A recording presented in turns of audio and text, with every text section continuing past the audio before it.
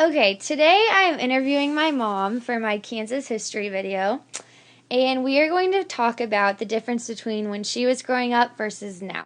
This is my mom, Lisa Wilson. Mom, when were you born?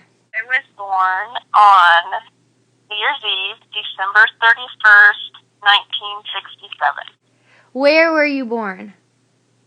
I was born in Topeka, Kansas, And where did you attend elementary school? at Burlingame, which is just south of Topeka. Okay, and you had mentioned, what was something significant about when you were born?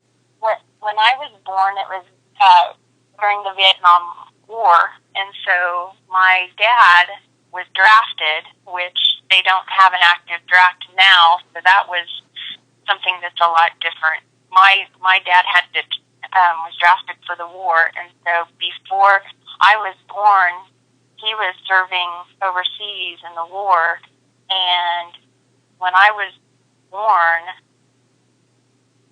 he wasn't notified until I was 11 days old, I think. And at that time, the only way that they could communicate with soldiers was through the American Red Cross. And so they had to physically, send letters or telegrams by the mail or, telegrams and get a hold of people. And eventually it took 11 days for him to even find out that I was even born. That's crazy. And so it's a lot different, now. They didn't just have You can't FaceTime or the communication that we have computer. now. They definitely didn't have that back then. Right. No, definitely did not have that back then. Okay.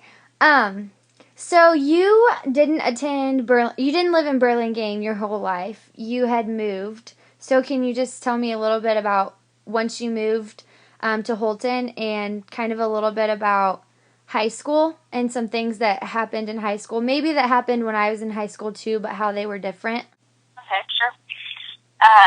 We moved from Burlingame, which is about 30 miles south of Topeka, to Holton, which is about the same distance north of Topeka, when I was getting ready to start my freshman year of high school.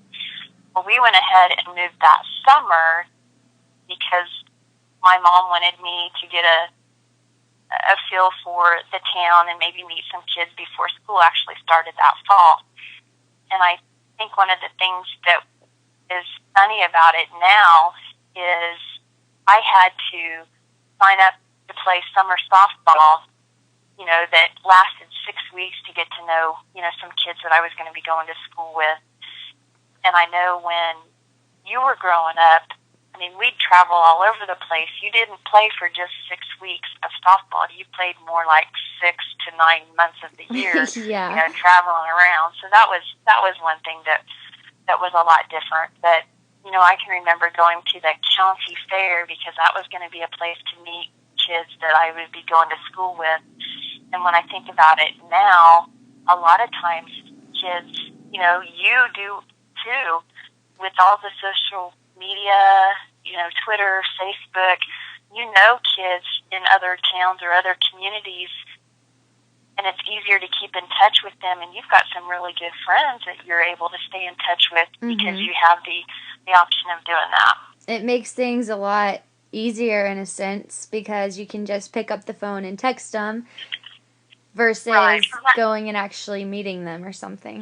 Right. From that perspective, to me, the definition of an acquaintance is a little different because I still don't think, you can have really close friends on Facebook, but for the most part, the majority of your so-called friends on Facebook are more acquaintances, but you know more about them, more about their family or what they're doing because of the social media, whereas, I had acquaintances too in high school, but that's really all it was. I could really just put a name with a face, and I didn't really know much about their family or anything. Speaking of technology, you had mentioned when I was in middle school is when I got a cell phone. Did you have a cell phone when you were growing up, or? No, No, I pretty much got a cell phone a few years before you did.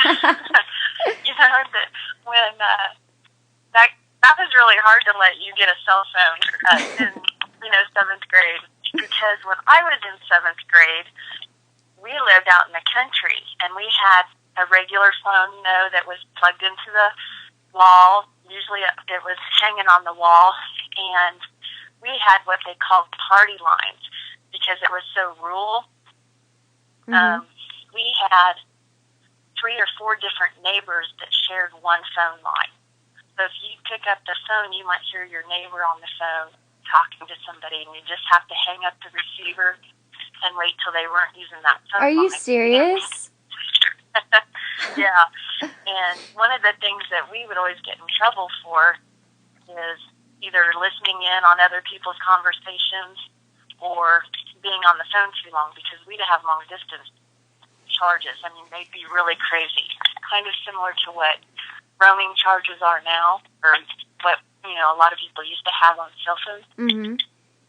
But wow. that was something that was different. That's crazy. One of the house rules that we had, and it's not like my parents were any more strict than anybody else's. It was just, I think the times were different. Uh-huh. We had a phone limit of 15 minutes a night. Wow. That's all we could be on the phone.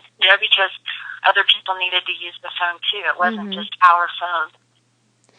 So that's something that's different. That's definitely different. I've never heard you talk about that before. The big deal for us was, that's kind of what we did when we'd go out on dates. We'd drive around. We'd, drive around the square, or we would go to Topeka and cruise the boulevard and, cruise town. And anymore, that's really not what high school kids do. I mean, some do. Yeah. But, maybe when we're bored. Yeah. Everybody thinks, oh, go for a ride. That was what you did because you didn't know what everybody was doing on a Saturday night because they, made a Facebook status or tweeted something. True. You had to go find them. In high school, I know that, I remember when I was nominated for homecoming, you had told me before that you were also, and I think we've talked about before how, you went with me to buy my dress and different things like that. Did you get to do that, or what? How did that work with you? Yeah, I mean, we did it too. It just, I don't want to say you were spoiled or a spoiled brat, because I'm sure my mom thought that I was at the time too. But I just think kind of the trends of what people did back then a few years ago compared to what they do now, are different. A lot of times, not all of my clothes, and of course I was always embarrassed, but I look back now and I think, wow, that's pretty cool. My mom didn't make all of my clothes, but she had a sewing machine, and she was a pretty good seamstress, and she actually made some of my clothes. So she would make, some of the dress clothes that I didn't necessarily wear every day, and that, that weren't the hip clothes to wear. But she made my prom dress, and she made my dress that I wore for homecoming when I was a candidate. It was a suit. Now we bought the blouse, the silk blouse to wear under it, but the skirt and the jacket she actually made it. So, and I just can't think. To me, the lives are so, they're more busy now, it seems like, than what it used to be. I wish things would slow down and we'd appreciate things more. I guess I do sound old, but everything's so hustle and bustle now that, and that's all that, I never had time to make anything, from scratch for you. And it seems like that's all that my generation really knows. Okay, so one last thing, since we're kind of talking about education and the elementary years, high school, I know that you attended college, but what are some of the differences when you attended college versus now? I think one of the things that I've noticed, the most with with you going to school is I can remember when I went to college for my first year. We just couldn't believe, how expensive it was, and I think it was $21 a credit hour to go to a JUCO at the time. Oh my gosh! And we really, I was one of the few people in our class that took a couple of college night classes. So I had two college classes, 6 credit hours from high school, because I would take them on a Wednesday night, because that was the only night that there wasn't a school activity. And so I'd go, take a night class with the adults. We didn't have the luxury of having a dual credit where we could take a college course that in high school, for high school as well as college. So so that, having more credit hours before you actually graduate from high school is something that was new to me. And then clearly the cost of tuition. Yeah, because you say how much it is at K-State. I it's know. like, okay. It's crazy different compared. I know that's a junior college, but still, that's completely different. And it's also weird because I know when I first graduated high school and came to college, I think I had close to, if not a full semester of college classes already taken coming into college. Yeah, you did. Well, thank you for taking the time to share us with some information about you growing up versus now and how it's changed. So, anyway, I think that is all that I needed from the interview. So, thank you, Mom.